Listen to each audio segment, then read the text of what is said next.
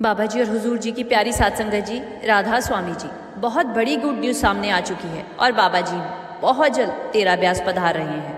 आखिर कब बाबा जी डेरा ब्यास आ रहे हैं और कब उनका सत्संग होने वाला है, इसकी पूरी जानकारी मैं आप सभी के साथ साझा करने वाली हूँ।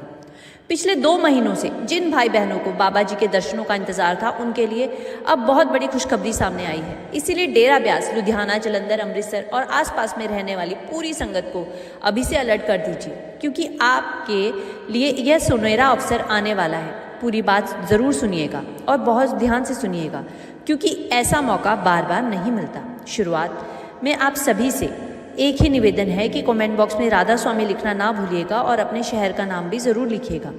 संगत जी, हम अक्सर एक शब्द दोहराते हैं, सुन फरियाद पीरा दिया पीरा, आँख सुनावा कैनू हो। तो बाबा जी ने हम सबकी फरियाद सुन ली है और वो खुशी की घड़ी आ गई है। बाबा जी कब आ रहे हैं और उससे जुड़ी दूसरी महत्वपूर्ण जानकारियां भी मैं समय समय पर आपके साथ साझा करती रहूंगी। पूरे 2 महीने हो गए हैं बाबा जी के वियोग का एहसास पूरी संगत के दिल में था, लेकिन अब इंतजार की घड़ियां खत्म होने वाली है और बाबा जी के डेरा ब्यास पधारने की खबर ने संगत के चेहरों पर बहुत खुशी ला दी है। बाबा जी के इंतज़ार में रोज़ किसी ना किसी का मैसेज आता था। कोई इंस्टाग्राम पेज चैनलों वाले मैसेज करके बताते थे, कोई व्हाट्सएप पे चल रहा था कि बाबा जी कब आएंगे। उनके पास भी काफ़ी जानकारी और संपर्क होते हैं, तो कोई अपने छोटे भाई बहनों से भी पूछ रहा था कि आखिर बाबा जी आ कब रहे हैं। लेकिन अब तक बहुत बड़ी खुशखबरी सामने आई है। बाकी फिर भी सब कुछ सदगुरु की मौज पर ही निर्भर करता है। खुशखबरी ये है कि कल बाबा जी डेरा ब्यास पहुंच जाएंगे। बिल्कुल आज से 2 महीने पहले 19 जून को बाबा जी डेरा ब्यास आए थे और कल 19 अगस्त है। अगर बाबा जी कल समय पर डेरा ब्यास पहुंचते हैं तो हम आप सभी को इसकी जानकारी वाली वीडियो ज़रूर साझा करेंगे। बाबा जी का इंतज़ार पूरी संगत बेसब्री से कर रही है। हर कोई उनके दर्शनों के लिए तरस रहा है। सच में दिल की यही पुकार निकलती है कि बाबा जी कब आएंगे, कब उनके दर्शन होंगे। दिल मेरा लोचे गुरु दर्शन तोई। जैसे चातक पक्षी बारिश की एक बूंद के लिए तरसता है, वैसे ही संगत का दिल बाबा जी के दर्शनों के लिए तड़प रहा है। बेशक इस शब्द से अंदर के दर्शनों की बात कही गई है, लेकिन अब तक बाहर के दर्शनों की विरह और तड़प पैदा नहीं होगी। तब तक अंदर के दर्शनों का असली आनंद भी महसूस नहीं कर पाओगे आप सब लोग। बाबा जी अक्सर समझाते हैं कि जब सदगुरु ने शरीर धारण किया है तो बाहर से समझाने और मार्गदर्शन देने के लिए नहीं किया है। बाहर से मिलने वाली प्रेरणा ही धीरे धीरे हमें अंदर की ओर ले जाती है। इसीलिए बाबा जी का कल डेरा ब्यास आना संगत के लिए बहुत बड़ी बात है। जो संगत बाबा जी के दर्शनों की आस लगाए बैठी है, उनके लिए ये बहुत बड़ी खबर और सौगात है। अगर बाबा जी कल डेरा ब्यास पधारते हैं और दर्शन देते हैं तो संगत की खुशी का कोई ठिकाना नहीं रहने वाला। बाबा जी के दर्शनों की बात अभी भी पूरी तरह से तय नहीं है। फिलहाल सिर्फ इतना पता है कि कल बाबा जी ब्यास आ रहे हैं। ये अभी फाइनल नहीं हुआ है कि बाबा जी शाम को संगत को दर्शन देंगे कि नहीं देंगे और गुरुवार को स्टेज पर आकर दर्शन देंगे या नहीं। अभी कुछ भी फाइनल नहीं है। इसकी पक्की जानकारी कल शाम तक ही आ पाएगी और जैसे ही बाबा जी डेरा ब्यास पहुंचते हैं, मैं पूरी कोशिश करूंगी कि अपने कल के व्लॉग के माध्यम से आप सभी को इसकी पूरी जानकारी दे सकूं। जालंधर, अमृतसर और लुधियाना के आसपास रहने वाली जो संगत डेरा ब्यास बहुत आसानी से पहुंच सकती है, वो बाबा जी के दर्शनों का लाभ उठा सकती है, क्योंकि बाबा जी इसके बाद लगभग 2 हफ्ते के लिए फिर बाहर जा रहे हैं। इसके बाद जब बाबा जी वापस आएंगे तो आगे भी उनका कार्यक्रम है, क्योंकि जैसे कि आप सभी जानते हैं कि बेंगलोर में भी सत्संग होना है, रुद्रपुर का कार्यक्रम भी है और सहारनपुर का भी प्रोग्राम तय है। अब आगे कुल मालिक ने क्या सोच रखा है और क्या करवाना है, ये तो उनकी मौज पर ही निर्भर करता है। उनकी मौज के आगे कोई भी निश्चित रूप से नहीं बता सकता कि कुल मालिक अब क्या फैसला लेने वाले हैं। लेकिन कल पूरे 2 महीने के इंतजार के बाद बाबा जी महाराज फिर से डेरा ब्यास की पावन धरती पर कदम रख रहे हैं। सच कहूँ तो बाबा जी के बिना डेरा कुछ सूना सूना सा ही लगता है। संगत डेरा ज़रूर जा रही है, लेकिन बाबा जी के होने से जो रौनक होती है जिसकी बात ही अलग है। आज मैं भी डेरा गई थी और वहाँ मैंने एक भाई से पूछा, वीर जी क्या कल बाबा जी आ रहे हैं? उन्होंने तुरंत कहा, हाँ जी, मैसेज मिल चुका है। उनकी खुशी देखकर साफ महसूस कर पा रही थी कि पूरी संगत बाबा जी के आने की खबर से कितना ज़्यादा खुश है। उन्होंने बताया कि उनकी जो सेवा लगी हुई थी वो सिर्फ एक दिन की थी। उन्होंने कहा कि आज शाम तक उन्हें वापस जाना है और अब तक तो शायद वो अपनी पूरी सेवा करके निकल चुके होंगे। इसीलिए बाबा जी के दर्शनों का अवसर मिलता है, वो हर किसी के हिस्से में नहीं आता। बाहर से गुरु के दर्शन भी बड़े भाग्य वालों को ही नसीब होते हैं। और अगर साधु संत के दर्शनों की बात करें तो हमें समझना चाहिए कि नाम की कमाई भी अलग अलग तरीके के से आगे बढ़ती है। एक स्थिति ऐसी होती है जब हम बिना गुरु की शरण में आए, बिना नामदान लिए अपनी तरफ से मालिक की भक्ति और नाम की कमाई करते हैं। इसका भी एक फल मिलता है। मालिक हमारे ऊपर कब कृपा करते हैं और देखते हैं कि यह जीव मेरी भक्ति में लगा हुआ है, तो फिर धीरे धीरे उसके लिए पूरे गुरु की शरण का रास्ता भी खुलता है। समय आने पर मालिक स्वयं ये माध्यम बनाते हैं कि वो किस जीव को किस तरह उस सच्ची शरण तक पहुंचाएंगे जहां से उनकी आध्यात्मिक यात्रा आगे बढ़ती है। इसके बाद जब हमें नाम मिलता है और हम भजन सिमरन करते हैं तो हमारी साधना का उद्देश्य मालिक की प्राप्ति होता है। बड़े महाराज भी यही बात समझाया करते थे। हुजूर महाराज जी भी इसी बात पर जोर देते हैं। बाबा जी भी यही समझाते हैं। अब हुजूर जी भी संगत को यही बात समझा रहे हैं। जब भी हम भजन सिमरन करें तो हमारे मन में ये इच्छा नहीं होनी चाहिए कि बस हमें मालिक के दर्शन हो जाए या हमें मालिक मिल जाए। भजन सिमरन तो प्रेम और समर्पण के साथ करना चाहिए, बिना किसी स्वार्थ या अपनी इच्छा को आगे रखे। हमें बस उसकी रज़ा में रहकर अपनी साधना करते रहना है। हमारी हमेशा यही चाहत रहती है कि हमें बच्चे मिल जाएं। पंजाबी में एक कहावत है, माफ़ कीजिए लेकिन वो कहावत कुछ इस तरह से है कि मुर्दा बोले और खप्पर फोड़े। मतलब जब भी हम अपनी बात रखने के लिए मुंह खोलते हैं ना, तो उन सतगुरु के सामने जो आध्यात्मिक दुनिया के सच्चे बादशाह हैं, हम अक्सर उन्हीं चीज़ों की मांग करने लगते हैं जो वास्तव में स्थायी नहीं है, जिन चीज़ों को एक दिन हमें छोड़कर चले ही जाना है।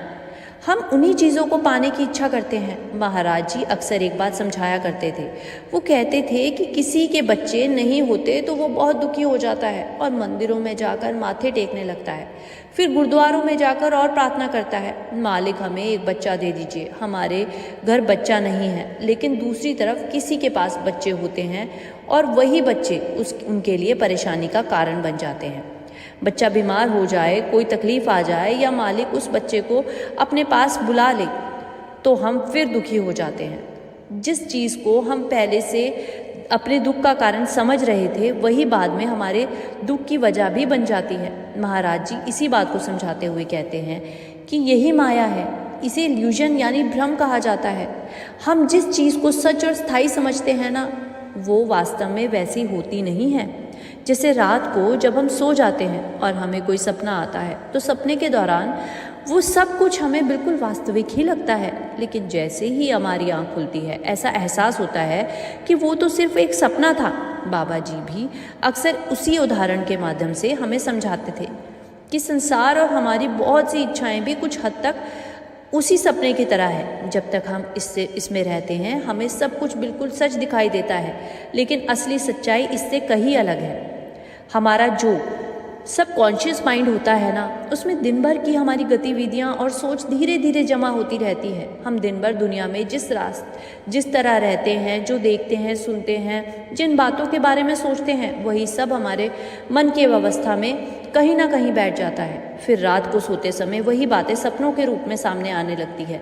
अगर कोई दिन भर सांप के बारे में सोचता है तो उसे पाने में उसके सपने में सांप दिखाई देता है। कोई अपनी गुजर चुकी माँ या पिता के बारे में या अपने किसी रिश्तेदार के बारे में सोचता है तो सपने में उसे वही दिखाई देते हैं। इसी तरह अगर कोई बाबा जी का ध्यान करता रहता है तो उसके बारे में सोचता रहता है तो वो भाव मन में गहराई में बैठ जाता है। फिर कई बार ऐसा होता है जैसे लगता है कि बाबा जी ने ही हमें दर्शन देते हैं। शुरुआत अक्सर बाहर के दर्शनों से होती है। बाहर से मिलने वाले दर्शन भी उनकी दया कृपा से ही प्राप्त होते हैं। लेकिन सवाल तो ये है कि अगर हमें बाहर के दर्शन मिल भी जाएं तो क्या सिर्फ दर्शन कर लेने से हमारा उद्देश्य पूरा हो जाएगा? हमें उन दर्शनों का असली लाभ कैसे होता है, ये समझना भी बहुत ज़रूरी है। कबीर साहिब के इस संसार में आने से पहले परमात्मा ने उनसे 3 वचन लिए थे। पहला, जो दयालु संत होगा वो लोगों को चमत्कार दिखाकर आकर्षित नहीं करेगा। दूसरा, किसी जीव को ये याद नहीं रहेगा कि उसने अपने पिछले जन्म में क्या किया था। और तीसरा ये कि किसी भी आत्मा को उसकी इच्छा के विरुद्ध दूसरे सच्चे धाम, उस परम धाम में नहीं ले जाया जा सकता। ये तीनों वचन दिए गए थे और इन पर अमल भी होता है। इसीलिए हमें बाहरी दर्शनों को केवल देखने की चीज़ नहीं बल्कि अपनी अंदरूनी यात्रा को आगे बढ़ाने की प्रेरणा के रूप में ही समझना चाहिए। सदगुरु कभी चमत्कार दिखाने के लिए नहीं आते। हालांकि हम यहाँ भी बैठे हैं और इस समय ये बात सुन रहे हैं। शायद हमने अपनी ज़िंदगी में भी कई ऐसी घटनाएं देखी होंगी जिन्हें देखकर हम अक्सर कहते हैं कि बाबा जी ने ये कर दिया। जब कोई बात हमारी इच्छा के अनुसार हो जाती है तो हम उसे मालिक की दया और कृपा समझते हैं। कभी कभी उसे चमत्कार भी मान लेते हैं। लेकिन अगर कोई चीज़ हमारी मर्जी के मुताबिक नहीं होती तो हम उल्टा सवाल करने लगते हैं, मालिक ने ऐसा क्यों किया, क्या मालिक ने शक्ति नहीं है। इसी तरह हम अपनी इच्छाओं और उम्मीदों के चक्कर में घुसते रहते हैं। जबकि जो पूर्ण संत सदगुरु होते हैं वे कभी भी अपनी शक्ति का प्रदर्शन करने के लिए चमत्कार नहीं दिखाते। दूसरा वचन भी उन्होंने लिया था कि किसी जीव को अपने पिछले जन्मों की बातें याद नहीं रहेगी।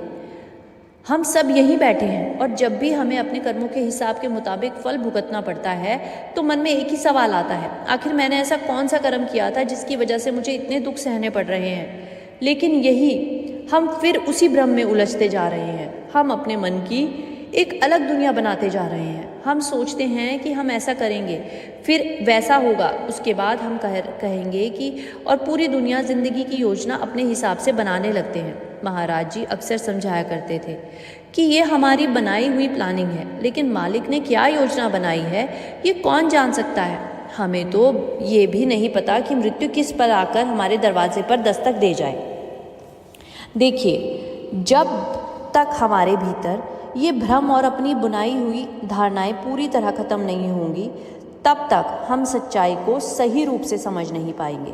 हमें अपनी इच्छा और अपनी प्लानिंग से ऊपर उठकर उसकी रज़ा को स्वीकार करना होगा। जब तक हमारे अंदर ये भ्रम और अपनी बनाई हुई धारणाएं बनी रहेगी ना, तब तक हम परमात्मा के रास्ते पर सही मायने से आगे नहीं बढ़ पाएंगे। यही कारण मालिक ने यह व्यवस्था रखी है कि हमें अपने पिछले जन्मों की हर बात याद ना रहे। ये भी उसी की बनाई हुई व्यवस्था का एक हिस्सा है। हमें अपने पुराने कर्मों का पूरा हिसाब याद नहीं रहता। बाबा जी भी अक्सर पुराने कर्मों को लेकर समझाते हुए कहते हैं कि भाई, पुराने कर्मों को याद करके बैठने के बजाय उन्हें पीछे छोड़ देना चाहिए। ज़रा अपने जीवन को ही देख लीजिए। पिछले जन्मों में हमने जो गलतियाँ की होगी उन्हीं जैसी गलतियों को हम आज भी दोहराते रहते हैं। हमें पूरा गुरु मिल गया, नामदान की दात मिल गई, सदगुरु का अवसर भी मिल गया, लेकिन जब हम सत्संग में जाकर उस बात को समझने लगे समझेंगे नहीं, तब तक हमें इस दुनिया की असली सच्चाई का एहसास नहीं होगा। कई बार ऐसा भी होता है कि किसी के घर में कोई चोला छोड़ देता है तो लोग फूल लेकर वहाँ पहुँच जाते हैं, लेकिन उस समय भी मालिक को याद करने के बजाय बातचीत फिर उन्हीं सांसारिक चीज़ों में चली जाती है। मैंने इतने प्लॉट खरीद लिए हैं, इसकी दुकान बना ली है, इतना पैसा जोड़ लिया है, मैंने इतना बड़ा कारोबार खड़ा कर लिया है, मेरे घर में अब ऐसा होता है। यानी हम फिर से सिर्फ माया की बातों में ही उलझे हैं। हम भविष्य के लिए लंबी योजनाएं बनाने लगते हैं। अभी घर की कोई परेशानी पूरी तरह ख़त्म नहीं होती, लेकिन हमारा मन आगे की प्लानिंग में लग जाता है। हम अक्सर खबरों में देखते हैं कि पूरा परिवार एक कार में कहीं जा रहा था और पूरी बस किसी सफ़र पर निकली थी और अचानक रास्ते में कहीं घटना हो गई। सब कुछ एक पल में बदल जाता है। यही जीवन की अनिश्चितता हमें समझनी चाहिए कि हमारी बनाई हुई योजनाएं कितनी सीमित है। इसीलिए हमें अपनी सारी ऊर्जा केवल दुनिया की चीज़ें जोड़ने में नहीं बल्कि उस परमात्मा को याद करने में ही लगानी चाहिए। कई बार ऐसा होता है कि कोई नदी में गिर जाता है या कोई बड़ा हादसा हो जाता है, उसी पल सब कुछ खत्म हो जाता है। अगर हम पूरी ज़िंदगी अपनी ही बनाई योजनाओं में उलझे रहेंगे तो मालिक की योजना और उसकी रज़ा को समझने की ओर हम कैसे बढ़ पाएंगे। मालिक की योजना को समझने के लिए हमें सत्संग में जो सीख दी जाती है उस पर अमल करना ही होगा। संगत जी, ये कुछ सवाल जवाब थे जो हजूर जी ने किए थे, वो मैं आप सब लोगों के साथ साझा करने जा रही हूँ। वो सवाल जवाब मैं आप सब लोगों के साथ कुछ साझा नहीं कर पाई थी, वही मैं इस वीडियो में साझा सवाल किया, हुजूर जी, बाबा जी ब्यास कब लौटेंगे? इन दिनों सोशल मीडिया और व्हाट्सएप पर कई तारीखें वायरल हो रही है। क्या हमें उन्हें अंतिम मान लेना चाहिए? कई यूट्यूब वीडियो वाले तो ये भी दावा कर रहे हैं कि बाबा जी अब डेरा ब्यास नहीं आएंगे। संगत जी, इस पर हुजूर जी ने मुस्कुराते हुए जवाब दिया। हुजूर जी ने कहा, बेटा, गुरु घर के कार्यक्रमों का अंतिम निर्णय मालिक के मौज पर ही निर्भर करता है। फिलहाल 16 तारीख को इंग्लैंड में सत्संग की चर्चा है और उसके बाद भारत में विभिन्न स्थानों पर भी सत्संग होंगे, लेकिन इन तारीखों में बदलाव भी हो सकता है। इसीलिए सोशल मीडिया पर जो भी चल रहा है, इन सभी बातों को अंतिम ना मानो, बल्कि आधिकारिक जानकारी का इंतज़ार करें। इसके बाद एक बहन ने सवाल किया, बाबा जी, आप पहली बार हमारे सेंटर में आए हैं, आपका दिल से शुक्रिया। क्या आप साल में कम से कम एक बार हमें दर्शन देने आ सकते हैं? तो हुजूर जी ने मुस्कुराते हुए जवाब दिया, बेटा, मैं भी वही करता हूँ जो मालिक का हुक्म होता है। अगर अगले साल उनकी मौज हुई तो वो मुझे यहाँ ज़रूर भेजेंगे। पर एक बात हमेशा याद रखना, गुरु के साथ हमारा रिश्ता केवल बाहरी दर्शनों से नहीं बल्कि अंदर से जुड़ना चाहिए। दर्शनों के पीछे मत भागो, बल्कि उस रास्ते पर चलो जो गुरु ने दिखाया है। असली बदलाव तभी आएगा जब तुम उसके बताए मार्ग को अपने जीवन में उतारेंगे। दर्शन मिले या ना मिले, पर उनकी शिक्षाएं हमेशा तुम्हारे साथ हैं। फिर एक लड़के ने सवाल किया, बाबा जी, मेरी उम्र 32 साल है, शादी नहीं हुई है। परिवार वाले, खासकर मेरी बहनें बहुत ज़ोर लगाती है। मैंने तो कह दिया है कि आपका जो भी हुक्म होगा, जब भी आप मुझे हुक्म दोगे तभी मैं शादी करूँगा। अब आप ही बताइए कि मैं क्या करूँ। इस पर हुजूर जी मुस्कुराए और बोले, बेटा, ये तुम्हारा निजी मामला है, मैं बीच में बिचौलिया बनकर बुरा क्यों बनूं भला। इस बात पर संगत बहुत हंसी और हुजूर जी ने कहा कि शादी तो वो लड्डू है जिसे खाए वो पछताए और जो ना खाए वो भी पछताए। फिर हंसी, इतनी हंसी आई सारी संगत को कि वो हंसते हंसते पेट पकड़ने लगी। जब पछताना ही है, लड्डू खाकर ही पछता लो। इस बात पर और ठहाके मारकर संगत हंसने लगी। फिर एक भाई ने सवाल किया, बाबा जी, मैं नौकरी से छुट्टी लेकर डेरा आता हूँ, पर डेरा पहुँचकर मेरा उत्साह थोड़ा कम हो जाता है और थोड़ी सेवा के बाद शरीर भी थक जाता है। मुझे इसमें क्या करना चाहिए? हुजूर जी ने बड़े प्यार से जवाब दिया कि भाई, मालिक हमारी सेवा की मात्रा नहीं बल्कि भावना देखते हैं। शरीर की एक सीमा है, थक जाना भी स्वाभाविक है, इसमें बुरा लगने की कोई बात नहीं है और इसमें कोई बुराई भी नहीं है। अगर मन में सच्चा भाव है तो थोड़ी देर की सेवा भी बहुत बड़ी है। सेवा करते समय गिनती मत करो, अपनी तुलना दूसरों से ना करो, अपनी क्षमता समझो और संतुलन बनाकर चलो, तो सेवा लंबे समय तक और प्रेम और खुशी से करते रहोगे। याद रखो, एक बूंद भी जो समुद्र में मिलती है वो समुद्र बन जाती है। तुम्हारी छोटी सी सेवा भी गुरु की नज़र में अनमोल है। फिर एक भाई ने सवाल किया, हुजूर जी, इंसान बचपन से चलना, बोलना, पढ़ना, काम करना सब सीख लेता है, पर ये जानते हुए कि मृत्यु निश्चित है, वो उसकी तैयारी क्यों नहीं करता? हुजूर जी ने इसका जवाब बड़ी गंभीरता से दिया। उन्होंने कहा कि बेटा, इंसान का स्वभाव ही ऐसा है, जिस बात का होना निश्चित है उसके बारे में वो सबसे कम सोचता है। वो बच्चों की पढ़ाई, घर, कारोबार, परिवार की ज़रूरतों में इस कदर उलझ जाता है कि उस अंतिम यात्रा को भूल जाता है जिस पर उसे अकेले ही जाना है। दुनिया के फ़र्ज़ निभाना गलत नहीं है, पर इन सब के बीच अपनी आत्मा से जुड़ी सबसे बड़ी जिम्मेदारी को भूल जाना ठीक नहीं है। परिवार संभालो, काम लगन से करो और हर दिन कुछ समय अपने लिए निकालो। याद दिलाओ कि मेरा जन्म दुनियावी चीज़ें देखने के लिए ही नहीं बल्कि संसार में उस परमात्मा को याद करने के लिए मिला है। कोशिश करो कि उस समय भीतर से खाली हाथ ना जाओ। एक भाई ने फिर सवाल किया, हुजूर जी, मैं बहुत मेहनत करता हूँ, पर जितना कमाता हूँ उतना खर्च हो जाता है। बच्चों के भविष्य और घर के खर्चों की चिंता मुझे सताती रहती है। ऐसे में मालिक पर कैसे भरोसा रखूँ और सब्र कैसे करूँ कि ईमानदारी से मैं आगे बढ़ता रहूँ? बाबा जी ने जवाब दिया, बेटा जिम्मेदारी से भागना और मालिक पर भरोसा रखना दोनों अलग अलग बातें हैं। तुम्हें मेहनत करनी है, ईमानदारी से कमाना है, परिवार की ज़रूरतें भी पूरी करनी है, लेकिन हर पल कल की चिंता में आज को मत खराब करो। जिंदगी हमेशा हमारी सोच के हिसाब से नहीं चलती। बहुत कुछ हमारे हाथ में नहीं होता, लेकिन अपनी तरफ से पूरी मेहनत करो और जो परिणाम आए उसे मालिक की मौत समझकर स्वीकार करो।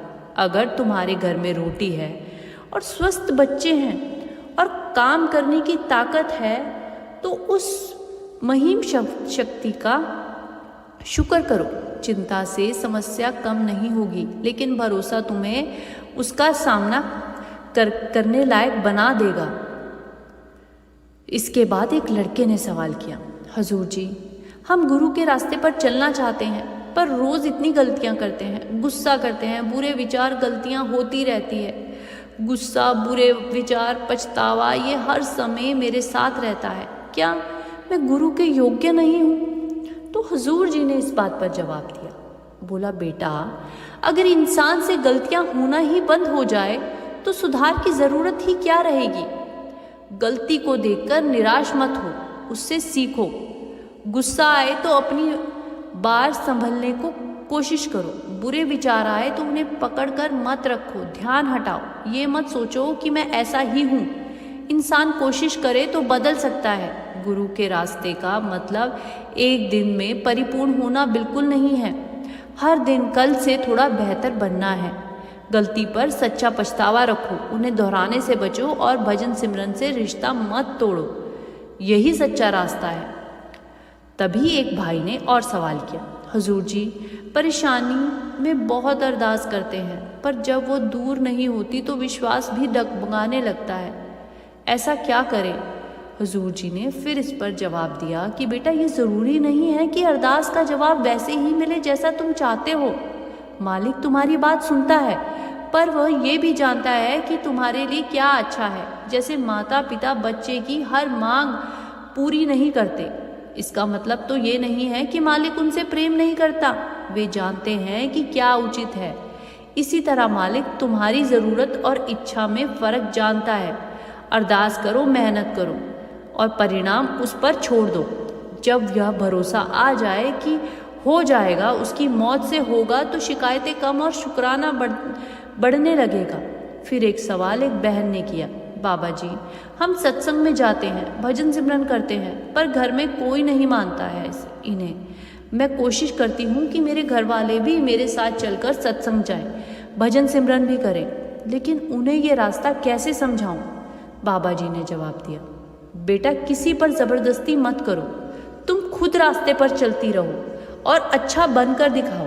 अगर तुम्हारे व्यवहार में शांति, मिठास और सहनशीलता और जीवन में बदलाव आएगा ना, तो सामने वाला खुद पूछेगा कि तुझ में इतना बदलाव कहाँ से आया, और वो तुमसे प्रेरणा लेगा। अपने जीवन को उदाहरण बनाओ, बहस मत करो। ये मत सोचो कि मैं सही हूँ और दूसरा गलत है। हर इंसान की अपनी समझ है।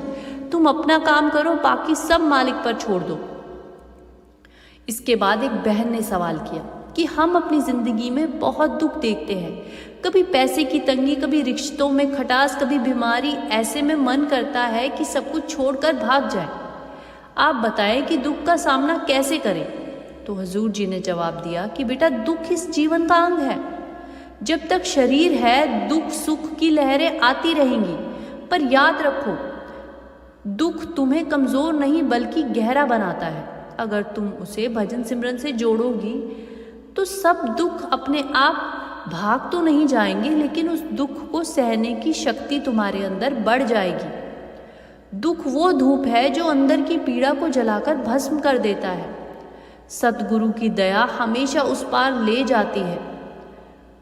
नाम सिमरन करो, उसकी रस्सी पकड़ो, धीरे धीरे तुम पाओगे कि दुख सारे कम हो गए हैं, पर उसे सहने करने की ताकत बढ़ जाएगी। यही तो गुरु की कृपा है, वो तुम्हें दुख सहने की शक्ति देता है। फिर एक लड़के ने सवाल किया कि हुजूर जी, मैं रोज़ भजन सिमरन करने की कोशिश करता हूँ, पर मेरा मन भागता रहता है। कभी काम की फिक्र, कभी परिवार का ख्याल, कभी बेवजह के विचार। क्या मेरा सिमरन बेकार है? तो फिर हुजूर जी ने जवाब दिया कि बेटा सिमरन का असली फल उसके परिणाम से नहीं बल्कि उससे जुड़ी कोशिश से आता है। मन को एकाग्र करना उतना ही कठिन है जितना हवा को मुट्ठी में बांधना। हार मत मानो, रोज थोड़ी थोड़ी देर बैठो और भजन सिमरन करो। फिर एक बहन ने सवाल किया, बाबा जी मेरा मन हमेशा बीते कल की गलतियों पर रोता है। काश मैंने ऐसा ना किया होता, काश मैंने वैसा ना किया होता। ये चिंता मुझे नींद भी नहीं आने देती, मैं क्या करूं? तो फिर हुजूर जी ने जवाब दिया, बेटा बीता हुआ कल अब नहीं लौटता और आने वाला कल अभी नहीं आया है। तुम्हारे पास केवल आज है।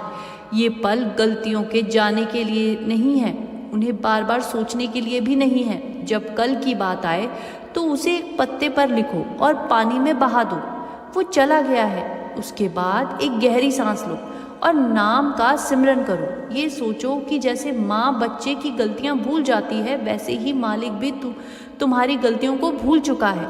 अगर मालिक भूल गया है तो तुम क्यों याद कर रहे हो? पश्चाताप का एक क्षण काफ़ी है, फिर आगे बढ़ो। भजन सिमरन तुम्हें वर्तमान में ले आएगा।